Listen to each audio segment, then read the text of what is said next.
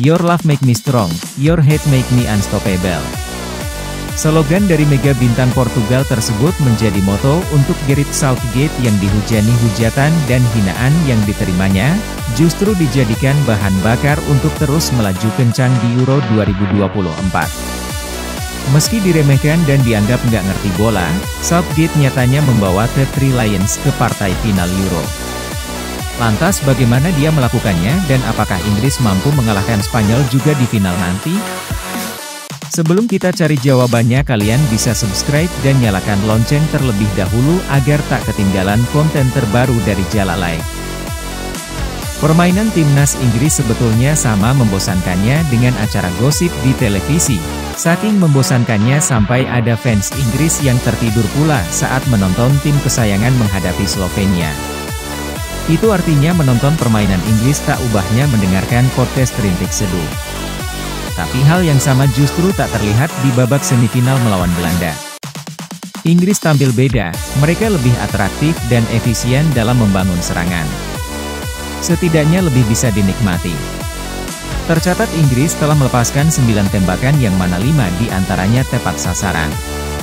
Itu jadi jumlah tertinggi yang pernah dilakukan Inggris selama Euro 2024. Biasanya sih cuma 2 atau 3 tembakan yang menyasar gawang lawan, sisanya ada yang diblok lawan, ada juga yang terbang menyapa penonton di tribun. Kabarnya adaptasi permainan dan pemilihan formasi jadi faktor utama Inggris bisa memenangkan duel ini.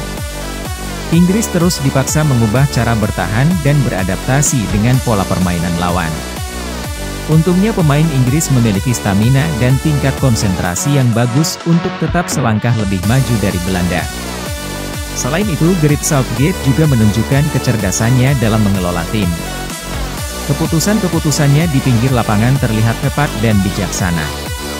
Itu seakan mematahkan stigma yang menganggap dirinya sama sekali nggak ngerti sepak bola.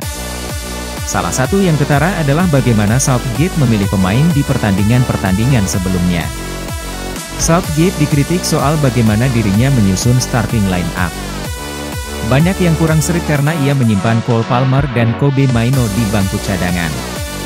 Padahal semua orang tahu bahwa Trent Alexander-Arnold tidak berfungsi dengan baik di lini tengah dan Inggris sedang membutuhkan pemain yang bisa menunjang kreativitas tim seperti Palmer.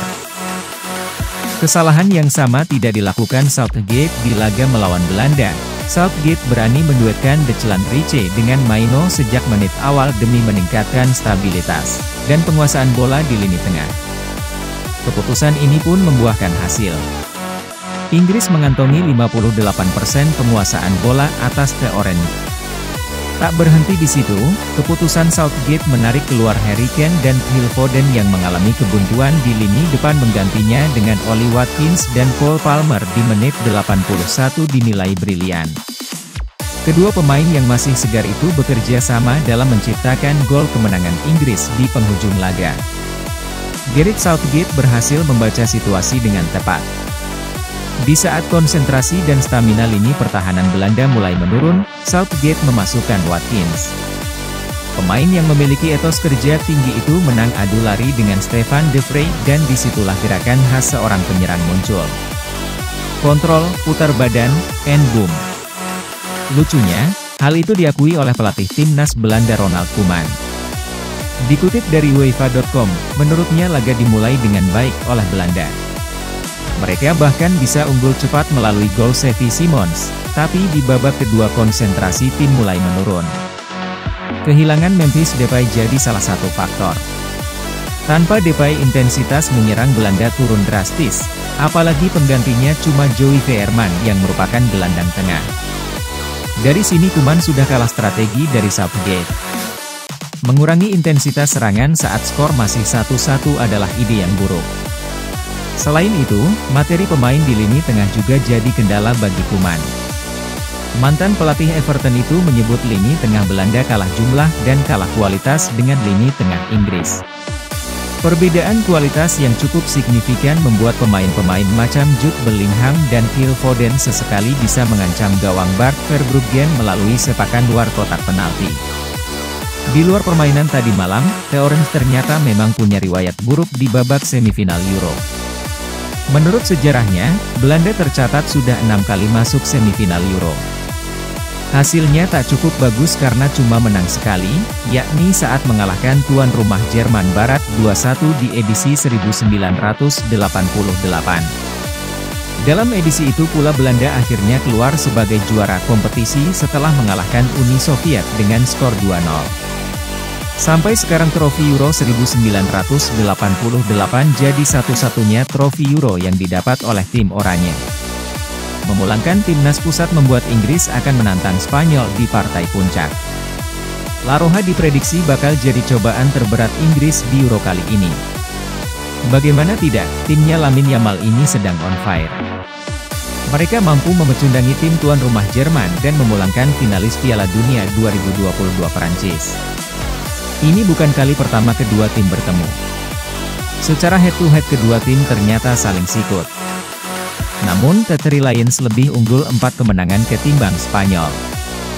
Inggris ternyata memenangkan 14 pertandingan sementara Spanyol baru menang 10 kali dalam 27 pertandingan.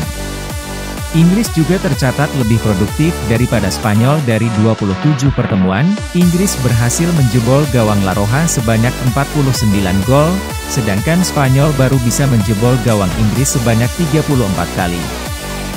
Gareth Southgate juga punya statistik cukup oke jika menghadapi Spanyol.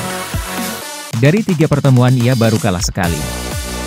Duel ini kemungkinan besar akan menjadi panggung bagi para pemain muda karena kedua tim sama-sama mengandalkan pemain muda. Di Spanyol ada Lamine Yamal dan Nico Williams, jangan lupakan Dani Olmo yang berstatus sebagai top skor sementara Euro 2024. Inggris tentu akan kembali mengandalkan Jude Bellingham, Phil Foden dan Kobbie Mainoo. Walaupun begitu, fans Inggris tak boleh sombong dulu. Ini memang jadi final kedua secara beruntun bagi timnas Inggris. Tapi Harry Kane CS punya riwayat buruk di laga final. The Three Lions akan datang ke Stadion Olimpiade Berlin dengan rasa sakit yang belum sembuh sempurna. Inggris kini dihantui kegagalan di final Euro edisi lalu. Hal itu berbanding terbalik dengan timnas Spanyol. Ini bakal menjadi final keempat Spanyol di ajang Euro di 3 edisi sebelumnya yakni pada tahun 1964, 2008 dan 2012. La Roja yang masuk final selalu bisa memenangkannya. Dengan riwayat ini Spanyol jelas diunggulkan dalam pertemuan 15 Juli mendatang.